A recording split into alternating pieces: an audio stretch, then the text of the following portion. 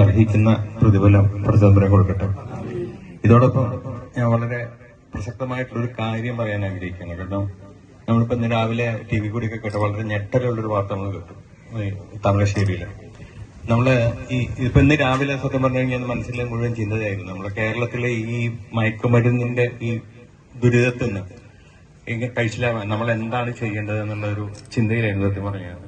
എന്റെ മനസ്സിലൊരു ആശയം വന്നിരുന്നത് ഞാനിത് ഷെയർ ചെയ്യണം, MLA കൂടി ഉള്ളത് കൊണ്ടാണ് ഞാനിത് പറയുന്നത്. നമുക്ക് പ്രത്യേകിച്ച് നമ്മള് പ്രളയകാലത്ത് നമുക്കറിയാം, നമ്മളെല്ലാവരും മണ്ണാർക്കാട് കൂട്ടി ചോദിച്ച് മണ്ണാർക്കാടത്തെ പ്രശ്നങ്ങൾ നമ്മൾ തീർത്തു. അതേപോലെ ഒരു കൂട്ടായ്മ മണ്ണാർക്കാട് അടിയന്തരമായിട്ട് നമ്മൾ ഉണ്ടാക്കേണ്ടതുണ്ട്.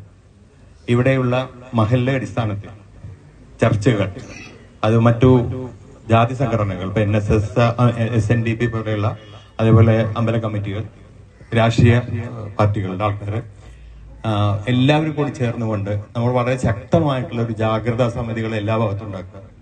അടിയന്തരമായിട്ട് നമ്മൾ ഇത് ചെയ്തിട്ടില്ലെങ്കിൽ നമ്മളിപ്പോ ഇനി എന്താണ് സംഭവിക്കാൻ പോകുന്നത് എന്നുള്ളത് കുറച്ചുകൂടെ തന്നെ പറയാൻ പറ്റുള്ളൂ. ഇത് ഇന്ന് എന്റെ രാവിലെ മനസ്സിൽ തോന്നിയ ആശയമാണ്. കിട്ടിയ അവസരം ഞാൻ ഉപയോഗിച്ചെന്ന് മാത്രം.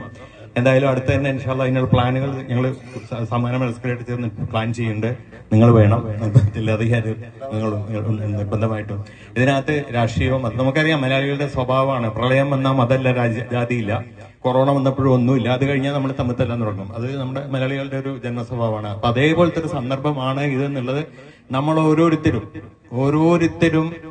അത് നമ്മളെ വീട്ടിന്റെ പടി എപ്പോഴാണ് ഇത് കിടക്കുക എന്നുള്ളത് നമുക്ക് പറയാൻ പറ്റില്ല. അങ്ങനത്തെ ഒരു അവസ്ഥയാണ് തിരുവനന്തപുരത്തൊക്കെ സംഭവിച്ചാൽ. അതിന്റെയൊക്കെ മൂല കാരണം ഇത് തന്നെയാണ് സത്യത്തിൽ. കാരണം ഈ MDMA എന്ന ആ ഭീകരന്റെ 5 വർഷം ഇത് ഉപയോഗിച്ചു കഴിഞ്ഞാൽ അവന്റെ തല പിന്നെ ഔട്ടാണ്. നമ്മുടെ കേരളത്തിൽ ഇത് വന്നിട്ട് 5 കൊല്ലമായിട്ടുള്ളൂ.